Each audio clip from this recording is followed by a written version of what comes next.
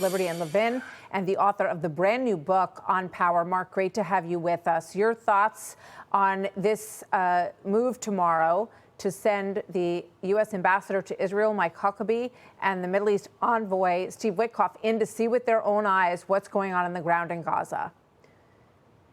First of all, it's a pleasure to be with one of my favorite hosts. Let me say that. I think that's very important that they're going in there and looking with their own eyes. And I'm sure there's starvation there. I'm sure people are being executed there. I'm sure there's mass graves there. And Hamas has done all these things. And so what is really troubling to me is the reason Hamas has done this is because they did have a state, not because they need a state. They had their own country. They had complete control. They were elected in office. Then they destroyed the democracy such as it was. They're killing their own people in order to hold on to power, in order to create all the tumult and all the pressure, because they know how these quislings in Europe work. They know how the quislings in Canada work. And they are poised to attack the Jews in Israel, which they've been doing since October 8th of 2023. They put pressure on Israel because apparently putting pressure on terrorists really doesn't work. So you're going to give them a country, really? And what is this country going to look like? And who's going to lead it? And where's it going to be? And can they have ballistic missiles? Can they have an air force? These European countries are a big problem because they're giving aid and comfort to the terrorists, and they're making sure that Hamas will never surrender. The only way to resolve this is Hamas is destroyed and the hostages get out. Yeah. I heard this UK Prime Minister, he's no Churchill, he's no Thatcher, I can tell you that. And he's weaseling on about what the Israelis need to do is have peace, get the hostages out, and remove Hamas. I thought to myself, is this guy an idiot? That's what they've been trying to do from day one. How are you going to get peace, get the hostages out, and remove Hamas? That's what the Israelis and the United States has been trying to do. And let me just say this, Martha.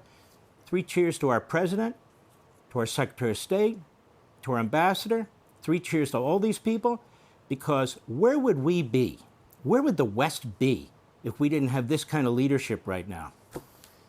Well, we've seen, as a result of it, also big change in the Middle East, and we see the Arab states wanting to dismantle Hamas, saying that, you know, this future cannot be with Hamas armed in this area at all. I want to play this for you, Mark, from Pod Save America. These are some of the former Obama, speechwriters that do this podcast. Here's what they're saying now.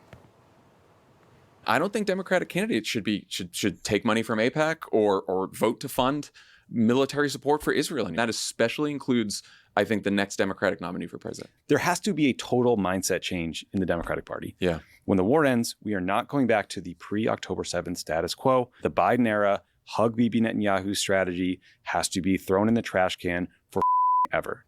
Your thoughts? So they back Hamas and they back the terrorists, even after October 7th. And people need to know this is the official part of the Democrat Party, the official position. Monmani, he's another one. AOC, Tlaib, Bernie Sanders. The anti-Jewish, anti-Semitism wing of the Democrat Party is becoming the heart and soul of the Democrat Party. And people are going to need to be thinking about that. And we have a problem, we conservatives too, on the right, with some of these podcasters and self-appointed influencers.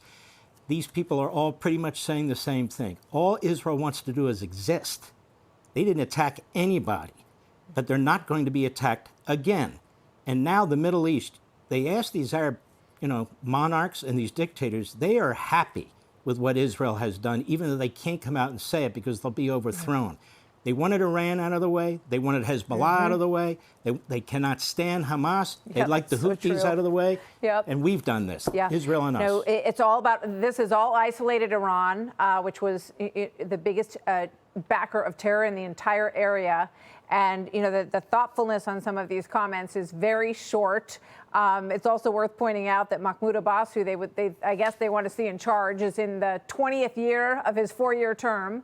And is in his late 80s. So not a lot of solutions being brought by many of these folks. Mark, thank you very, very much. Always good to have you with us. Thanks for coming by, Mark. Thank you. Hey, Sean Hannity here. Hey, click here to subscribe to Fox News YouTube page and catch our hottest interviews and most compelling analysis. You will not get it anywhere else.